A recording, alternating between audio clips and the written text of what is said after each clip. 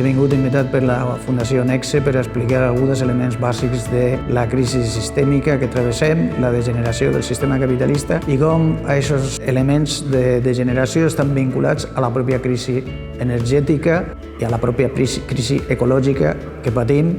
per a donar algunes perspectives o possibilitats d'eixir o de transformació social a partir d'aquestes bases.